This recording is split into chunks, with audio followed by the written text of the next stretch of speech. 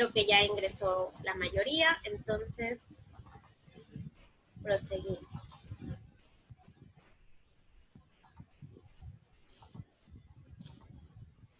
Stephanie, ¿estás por ahí?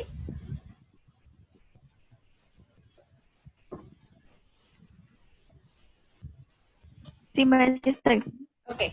Te quedaste hasta las relaciones que eran comunes en su cultura, ¿no? Sí. Ok, sigue. Sin reconocer la importancia de los factores sociales, atribuyó el egocentrismo a un líbido narcisista, la hostilidad al instinto de destrucción, la obsesión por el dinero a un líbido anal y la codicia a la oralidad. Pero la antropología demuestra que en las culturas hay una gran variedad respecto de la tendencia a generar esas características, así como el complejo de Edipo, la propia experiencia de Horney. Con las diferencias culturales, cuando se mudó a Estados Unidos, confirmó ese punto de vista. Horney rechazó que la neurosis freudiana se deriva del choque entre culturas e instinto. De acuerdo con la postura de Freud, debemos contar con una cultura para sobrevivir y debemos reprimir o sublimar nuestros instintos para tener una cultura. Horney no creía que ese choque entre el libido y la sociedad fuera inevitable, sino que ocurría cuando un ambiente inadecuado frustraba nuestras necesidades emocionales e inspiraba miedo y hostilidad. Freud describe a los seres humanos como inherentes, insaciables, destructivos y antisociales. De acuerdo con Horney, estos no son expresiones de los instintos, sino respuestas neuróticas a condiciones adversas. Okay. Y precisamente Horney estaba haciendo otra crítica hacia la postura freudiana pura, en el cual mencionaba que Freud decía, es que es nuestros instintos o nuestra libido que chocan con la cultura o con el contexto social que no permite su liberación de manera libre, de manera adecuada. Por lo tanto, nos restringimos debido a las leyes de la sociedad y eso nos lleva a la neurosis.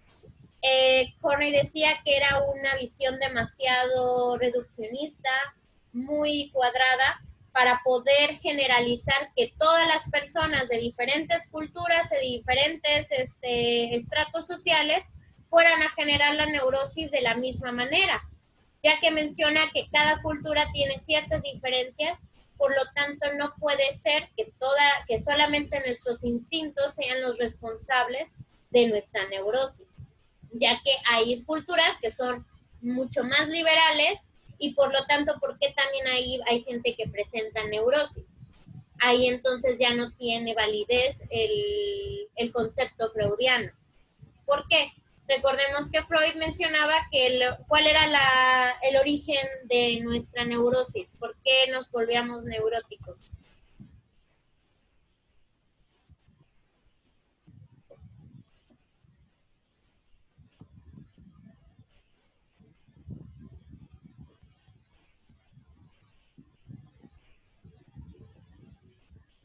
Pregunta de examen. De acuerdo con Freud, ¿por qué nos volvíamos neuróticos? ¿Qué originaba la neurosis?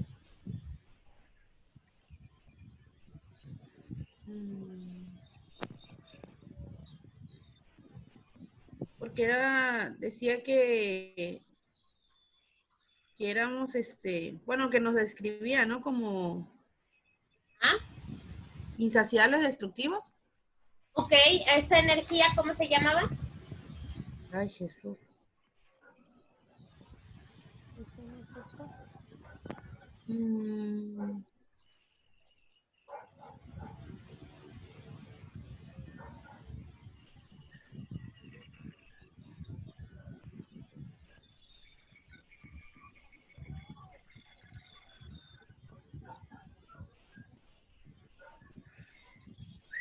La energía libidinal.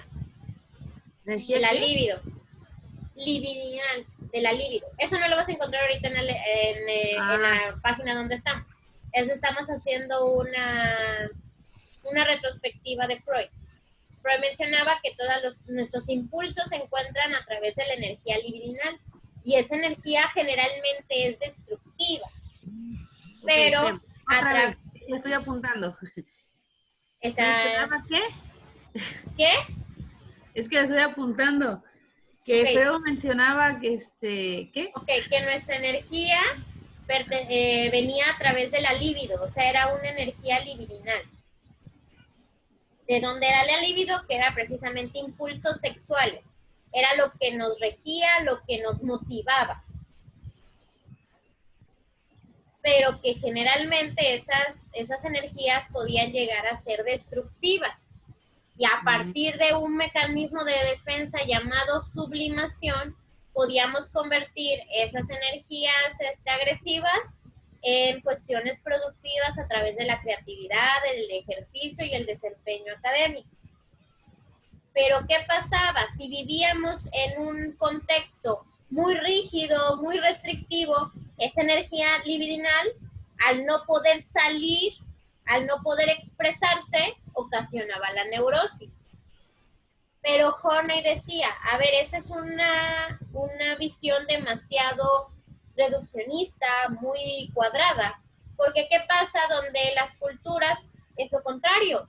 Ahí son más liberales, son culturas no necesariamente restrictivas, y ¿por qué también se presenta neurosis? Entonces no tiene que ver con una cuestión completamente sexual, sino tiene que ver con otros procesos que está generando el individuo para que se presente la neurosis. Ella trataba de dejar de lado precisamente la visión completamente biológica de nuestros impulsos sexuales.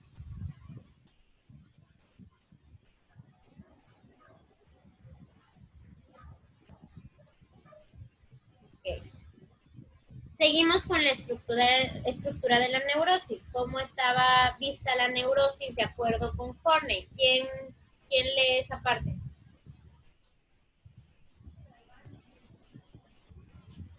Yo, maestra.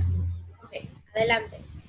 La estructura de la neurosis. Horner no rechazó la importancia de la niñez para el desarrollo emocional, como algunas veces se piensa, sino que subrayó las condiciones patógenas de la familia que ocasionan que los niños se sientan inseguros,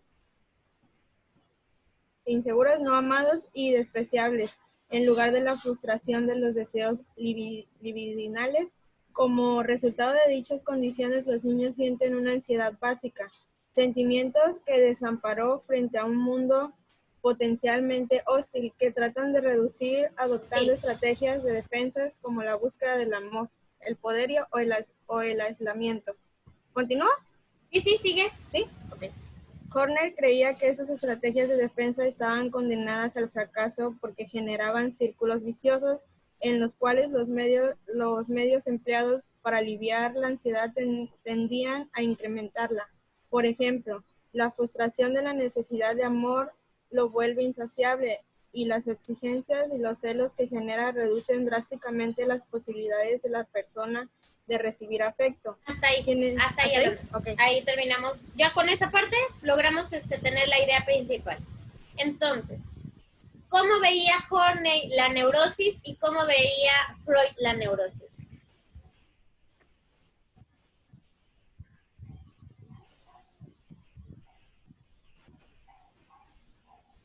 Ahí tenemos una similitud. Sí le da importancia al desarrollo en la niñez. Pero ¿qué diferencia hay entre Freud con el desarrollo de la niñez y entre Horney con el desarrollo de la niñez? ¿Qué era lo importante para Freud y qué era lo importante para Horney?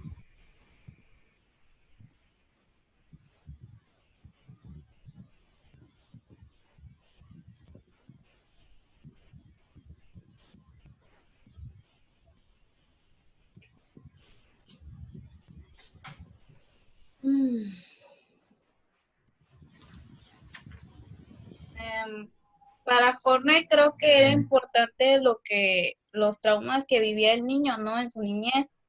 Ok. Freud también habla de traumas, pero de manera diferente. Recordemos que Freud tuvo el desarrollo, creó el desarrollo psicosexual, las etapas psicosexuales, la etapa oral, anal, fálica, de latencia y la genital. Esas etapas se basan en cuestiones meramente biológicas. Y sí tiene ciertos elementos en cuanto a las relaciones con los padres, pero realmente lo importante para Freud, para generar la neurosis o la ansiedad básica, era cómo superaba o si no superaba bien o si había fijaciones o estancamiento en una de las etapas psicosexuales. Sin embargo, Horney decía, esto también está demasiado reduccionista, muy básico como para entender la neurosis. Sí, es cierto que damos importancia a las etapas psicosexuales. Horney jamás rechazó las etapas psicosexuales. Simplemente creía que no, que si nada más lo veíamos de esa perspectiva, nos íbamos a quedar cortos. También era importante cómo nos relacionábamos con nuestros padres y la forma de crianza. Freud jamás habló de una forma de crianza. Horney sí. Horney aparte le agregó el ingrediente para la neurosis, era cómo eras criado en tu casa, qué tipo de afecto recibías, cómo era la relación con tus padres. Y eso, si no llenábamos el afecto de parte de nuestros padres, nos generaba las neurosis. El problema era que generábamos círculos viciosos. ¿Qué son los círculos viciosos, chicos?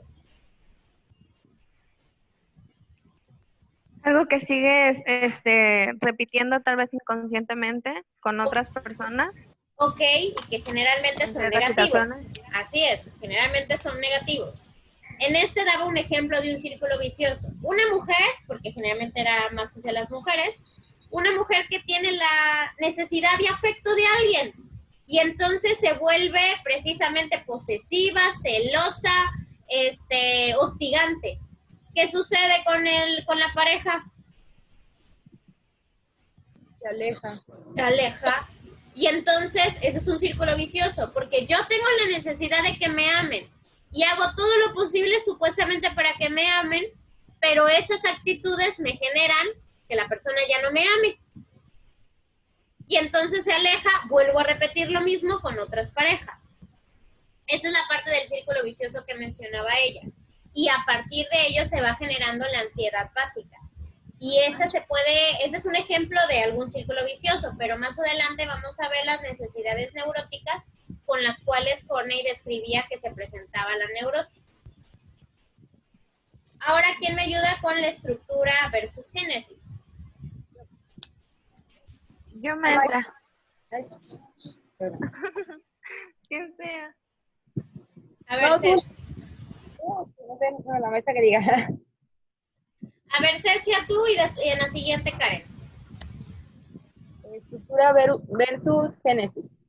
Tal vez al aspecto más significativo de la nueva versión del psicoanálisis de Horney fue que tanto en la teoría como en la práctica clínica desplazó el énfasis del pasado del presente. Sustituyó el enfoque freudiano en la génesis como un método estructural, aumentando que el psicoanálisis debería preocuparse menos por los orígenes infantiles y más por la gama actual de defensas y conflictos internos. Esta característica de su teoría apartó del psicoanálisis clásico que busca explicar el presente tratando de recuperar el pasado. Ahora sáltate hasta donde dice, para Horney la profunda influencia.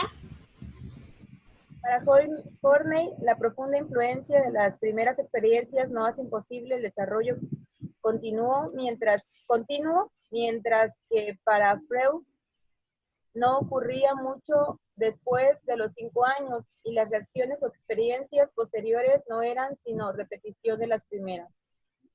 Ahora pásate a esto de origen. Al concepto de fijación que atañe a una persona que formó parte del ambiente en que vivimos los primeros años de vida, como el padre o la madre, o bien a un estado de desarrollo libidinal. Okay. ¿Otra vez? Ahora, en donde está el pasado.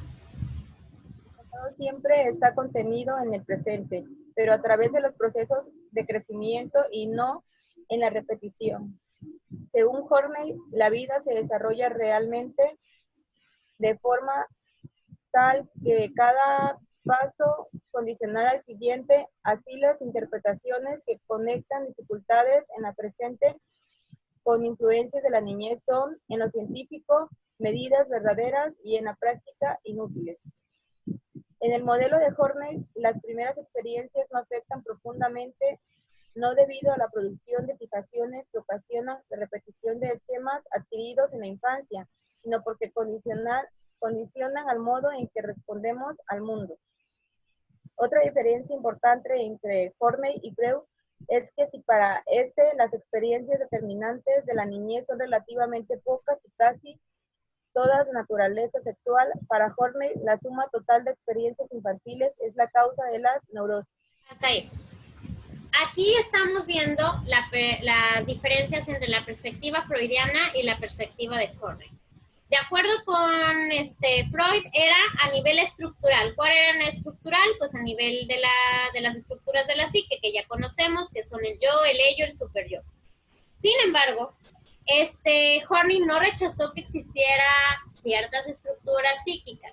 Sin embargo, lo que le importaba era conocer cómo realmente se presentaba el origen de la neurosis. Freud seguía diciendo que era una cuestión meramente estructural y que aunque desarrolló las etapas psicosexuales en la niñez, la edad de los 5 años no le tomó tanta importancia a sus experiencias. Como que mencionaba que el niño en esa edad no tenía grandes problemas, solamente estaba pasando por una etapa vital dentro de la parte normativa, pero que nada más era en ciertos momentos o etapas en donde sucedía el trauma que le generaba la neurosis. Sin embargo, Horney decía, no nada más ese trauma le causó la neurosis, sino la suma total de todas las experiencias que vivió en la infancia y en su adolescencia para que llegue a generar neurosis ya en la etapa adulta. Aquí hago un pequeño paréntesis. Cuando hablamos de neurosis, en estas teorías, ya hablamos que la neurosis se presenta en etapas cercanas a la adultez. No porque no podemos tener síntomas patológicos en la infancia, sino que ya la neurosis para la perspectiva psicoanalítica solamente se puede presentar durante la adultez o durante las primeras etapas de la vida adulta. Ya que para que se genere la neurosis es importante conocer el desarrollo durante tu infancia y parte de tu adolescencia genera la neurosis. Por lo tanto, un niño no puede ser neurótico ni un adolescente puede ser neurótico. Puede tener síntomas patológicos, sí, pero no necesariamente ya sea un neurótico. Para el psicoanálisis... Pero realmente, Horney, ¿a qué le llamaban neurosis? ¿A los cambios de humor? La neurosis, vamos a hablarlo como una enfermedad a nivel de la persona, a nivel de la psique. Cada teoría presenta diferentes perspectivas de una neurosis. Ya una neurosis hablamos de una persona que es completamente disfuncional en diferentes esferas de su vida, a nivel personal, a nivel de pareja, a nivel social, que ya está realmente interfiriendo en una sana relación entre yo y el mundo. Ah, ok. O sea, no pienses que a fuerzas la neurosis es alguien que grita, que es grosero, que es explosivo, porque generalmente se tiene la perspectiva de neurosis y piensan en una persona neurótica como la tenemos actualmente, que son las personas estas que gritan mucho, que tienen un carácter fuerte. Una neurosis para la perspectiva psicoanalítica no solamente es eso, puede ser una persona neurótica, pero al contrario, retraída, que casi no hable, que no socialice, que no tenga una pareja estable, eso también es una persona neurótica. Okay, de acuerdo con la perspectiva psicoanalítica. Ok. Ahora, ya vamos con la última etapa en el desarrollo de la teoría de Horney, que es la madurez teórica. Ahora sí, Karen, ¿en dónde es el self real, por favor? El self real. Horney llegó a considerar que la característica central de la neurosis era la alineación del self real debido a las fuerzas opresoras del ambiente. El objetivo de la terapia es restaurar al individuo para sí mismo y ayudarlo a recuperarse su espontaneidad y encontrar su centro de gravedad en el mismo. El self real no es una entidad fija, sino una serie de potencialidades intrínsecas, incluidos el temperamento, los talentos, las capacidades y predisposición que son de nuestro material genético y necesitan un ambiente favorable para desarrollarse. No es producto del aprendizaje, ya que no podemos aprender a ser nosotros mismos y tampoco es insensible a las influencias externas, ya que se actualizan en las relaciones con el mundo externo que proveen muchas vías de crecimiento. La gente puede actualizarse de diferentes formas en distintas condiciones, pero hay ciertas situaciones infantiles que todos requerimos para lograr autorrealización. Estas incluyen una atmósfera de calidez en la que se permite al niño expresar sus pensamientos y sentimientos, la buena intención de los demás para satisfacer sus necesidades y una fricción saludable entre los deseos y la voluntad de aquellos que lo rodean.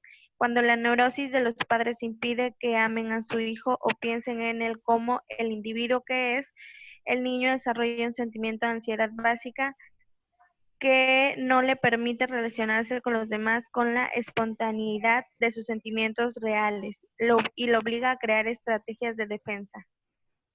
¿Sigo leyendo? Sí, no, hasta ahí.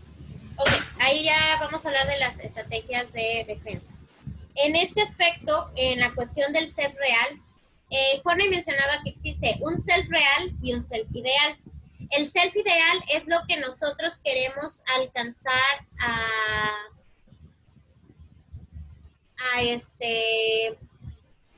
hacer. O sea, es la idea que tenemos de lo que debemos ser, cómo me gustaría ser, y que esa idea es lo que realmente me va a hacer feliz. Sin embargo, existe un self real, que es lo contrario a mi self ideal. No, es como decir, mi self ideal es ser una persona cordial, amable, exitosa, estar con varios amigos. Pero mi self real me está haciendo que a lo mejor mi trabajo no me guste, lo cual está ocasionando un bajo rendimiento en mi desempeño, no tengo el puesto que quiero, y eso ocasiona también que no tenga tiempo para mis amigos. Eso me genera ya la neurosis entre mi self ideal y lo que realmente estoy sucediendo en la realidad. Esa es la génesis de la neurosis, de acuerdo con Horney. Y cuando sucede la neurosis podemos responder mediante unos mecanismos de defensa, ya sea hacia la obediencia o hacia soluciones expansivas. Permítanme un momento, chicos.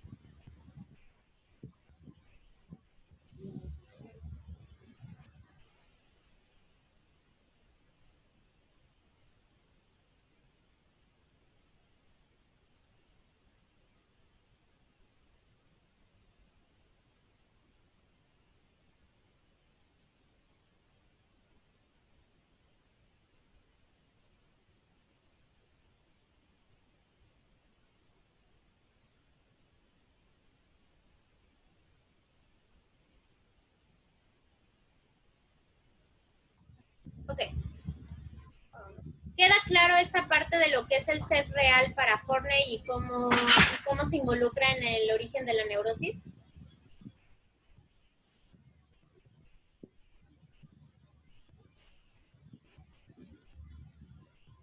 No comprendí mucho lo que dijo sobre estrategias interpersonales de defensa. Ok, así como en la teoría freudiana, Anna Freud mencionó que había mecanismos de defensa, que era la forma de cómo reaccionar hacia mi neurosis o hacia mis situaciones problemáticas.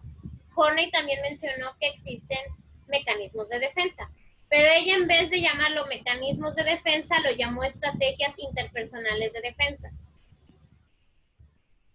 O sea, es la forma de cómo responder hacia la situación problemática que estoy viviendo. ¿Y a qué se refiere con la solución de obediencia o soluciones expansivas? Es a lo que vamos ahorita a ingresar. Ok, a ver quién está por ahí, que a lo mejor no ha hablado mucho. Ay, Alan, ¿estás por ahí?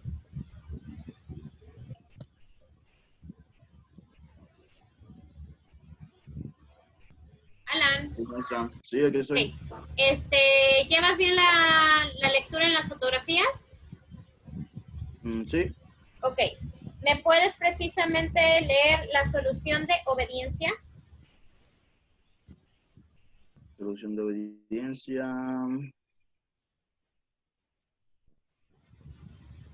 Aquellos dominados por la solución de obediencia tratan de sorprenderse a su ansiedad básica, ganándose afecto y la aprobación de los demás, o controlándolos mediante su dependencia. ¿Solo subrayado o todo, maestra? No, sigue. ¿Sus valores?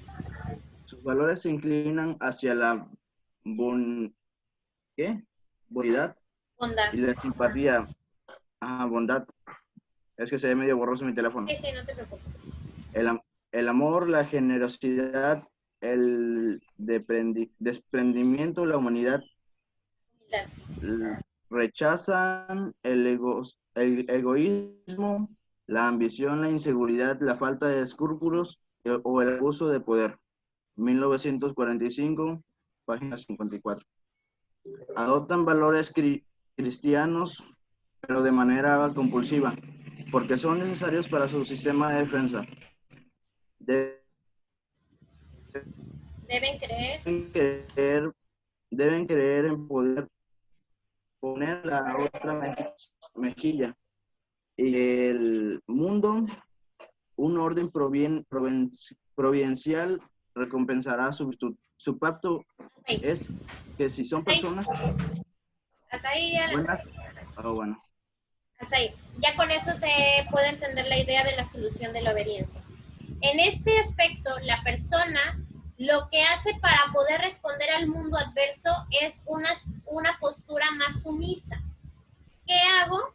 Me someto a mi realidad, a lo que estoy viviendo. Entonces opto por un papel como de santidad y un papel de la búsqueda de la felicidad, la armonía, la paz. Y entonces los valores que empiezo a realizar en mi situación adversiva es a partir de dar una buena cara, ser sumiso, no pelear, no reaccionar de manera agresiva, tratando de ganarme el afecto de la otra persona. Intento ganarme a las personas con las cuales tengo los conflictos. En vez de enfrentarlos, en vez de a lo mejor dar mi postura, lo que hago es lo contrario. Me someto a lo que la sociedad o a lo que en esa situación me está generando la ansiedad con tal de no enfrentarla y de no hacer mayor el problema, de acuerdo a ello. Y el otro punto, la solución expansiva, es lo contrario a la solución de obediencia. ¿Quién me lee la solución expansiva? Yo. Órale, veré. Soluciones expansivas: narcisismo, perfeccionismo y venganza arrogante. Las personas en las cuales predominan las soluciones expansivas tienen metas, características y valores opuestos a quienes adoptan la solución de obediencia. Lo que les es más atractivo no es el amor, sino el dominio. Les desagrada el desamparo, se avergüenzan del sufrimiento y necesitan lograr éxito, prestigio o reconocimiento. En Neurosis y Crecimiento Humano, Hornig dividió las soluciones expansivas en 3 tipos: narcisismo, perfeccionismo y venganza arrogante. Así, hay otras 5 soluciones principales. Las personas que se inclinan a la solución narcisista quieren controlar la vida mediante la admiración de sí mismas y el ejercicio del carisma. Sáltate a la solución perfeccionista. La solución perfeccionista es el refugio de la gente con criterios extremadamente elevados, morales e intelectuales, por lo que ven a los demás desde arriba. Ahora sáltate a la solución de venganza. La solución de venganza arrogante es la que adoptan las personas motivadas principalmente por la necesidad de triunfo rencoroso. ¿Te sigo? Ahora sáltate a la de desapego. Desapego. Aquellos para quienes el desapego es la solución dominante no persiguen amor ni dominio, sino el culto a la libertad, la paz y la autosuficiencia. Desempeñan la persecución Desdeñan. Desempeñan la persecución del éxito mundano y sienten una aversión profunda hacia el esfuerzo. Tienen una fuerte necesidad de sentirse superiores y ven a sus amigos con condescendencia. Hasta ahí. Ok. Ahí en esta solución expansiva es lo contrario a la solución de obediencia. Aquí la persona, en vez de dejarse dominar por el mundo y entonces someterme a las situaciones problemáticas que estoy llevando, aquí yo lo confronto. Pero la problemática es que lo confronto de una manera muy negativa, con dominio, con poder, rigidez, agresión hacia las demás personas, con tal de someter. Aquí mi trabajo es someter ahora al mundo que estoy sintiendo como problemático, entonces yo lo quiero someter y lo quiero cambiar de acuerdo a mi sistema de creencias y de valores. Y hay una última estrategia interpersonal de defensa, que es la de desapego, que mencionaba esta Bere. La respuesta en desapego es, entonces, ponerte en una actitud, perdónenme la palabra, a lo mejor, de valemadres. Esa es una actitud de desapego, una respuesta de desapego. Aquí ni me someto ni domino. Aquí me vale gorro el mundo, no me voy a poner a pelear, a discutir, pero tampoco me voy a poner a tus anchas o a tus órdenes. Aquí es una actitud apática, aversión hacia el esfuerzo, aversión hacia tener un buen desempeño. Es la ley o es la filosofía del esfuerzo mínimo. Aquí mi forma de responder hacia las situaciones adversas es, ni le hago caso, para qué le tomo el tiempo, ni me molesto en solucionarlo. Esa es la respuesta en desapego. Y entonces eso nos lleva a generar nuestras necesidades neuróticas en las estrategias de defensa psíquica, que va a ser de acuerdo a una imagen idealizada y a la búsqueda de gloria personal. Y esto solamente se forma a través de un sistema de orgullo. Y aquí tenemos precisamente las 10 necesidades neuróticas que Horney está mencionando. Nosotros lo podemos ver también en la tablita que está abajo, que es la tablita 4.1. Y podemos, la necesidad neurótica con la solución neurótica. Hay 10 necesidades neuróticas de acuerdo a Horney. 1, la necesidad de afecto y aprobación. 2, la necesidad de pareja. 3, necesidad de restringir la vida. 4, la necesidad de poder. 5, necesidad de explotar hacia los demás. 6, la necesidad de un prestigio social. 7, la necesidad de admiración personal. 8, la necesidad de logro. 9, la necesidad de independencia. Y 10, la necesidad de perfección. Estas necesidades neuróticas son necesidades que pueden llegarse a presentar de manera básica en nuestra vida. El problema es cuando ya se vuelve neurótico. ¿Por qué? Yo tengo una necesidad básica de afecto y aprobación. ¿Por qué? Porque es una necesidad humana. Es una necesidad que todos quieren. Sin embargo, se vuelve neurótica cuando yo la busco con desesperación. Y entonces, en mi intento neurótico por tener la necesidad de afecto y aprobación, tengo un deseo de complacer a otros y de dejar mi vida a un lado con tal de complacer a la persona de la que quiero aprobación y afecto. Es decir, a lo mejor yo tengo una pareja, pero mi necesidad de afecto y aprobación por esa pareja, entonces hago que rechazo trabajos, rechazo oportunidades, hago lo que él me pide que haga, nunca doy mi punto de opinión de contradecirlo. Esa es la necesidad del neurótica con la solución neurótica.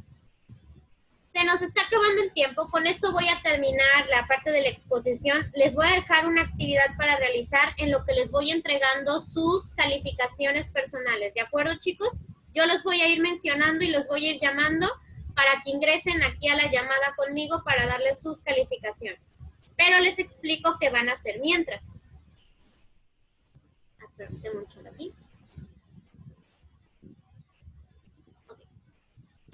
¿Qué van a hacer ahorita? Van a ver la tabla, precisamente la tablita 4.1, que está la necesidad neurótica con la solución neurótica. ¿Qué van a hacer ahorita? Van a leer la necesidad y la solución y van a tratar de pensar en un ejemplo realista, algo que a lo mejor ustedes hayan observado en otros o en sí mismos. A lo mejor digan, bueno, no lo he observado en la realidad, puede ser que lo haya observado en algún personaje de una serie, también se vale. Pero tienen que llevarlo a la realidad. La necesidad neurótica con la solución neurótica. Como el ejemplo que yo les acabo de poner de afecto y aprobación. Una mujer que busca el afecto y aprobación de su pareja, entonces en la solución neurótica siempre está complaciéndolo, siempre hace lo que el marido quiere, deja de lado sus necesidades con tal de satisfacer la de su pareja. Ahí estoy dando un ejemplo. Ustedes van a dar un ejemplo de cada una de esas necesidades neuróticas con su solución neurótica. ¿Sí me entendieron? Sí. Okay. ¿Dónde la subimos? ¿La hacemos en Word? La hacen en Word y la guardan en un PDF o la pueden hacer a mano, le toman fotografía y también la suben en un PDF a la plataforma. Yo en un rato voy a subir el apartado para que ahí vayan subiendo la actividad. Si no la terminan ahorita, la hacen de tarea. ¿Por qué? Porque lo más probable es que me voy a llevar el resto de la clase dándole sus retroalimentaciones. Si es que llegamos a terminar antes y termino con todos, pues regresamos a la clase y vamos comentando los ejemplos que lleven hasta el momento. ¿De acuerdo? Sí, profe. Vale, entonces termino la llamada y voy llamándolos en el WhatsApp para que cada quien ingrese, ¿ok? Ok. Vale, entonces ahorita termino la llamada y la volvemos a hacer de manera individual ahora.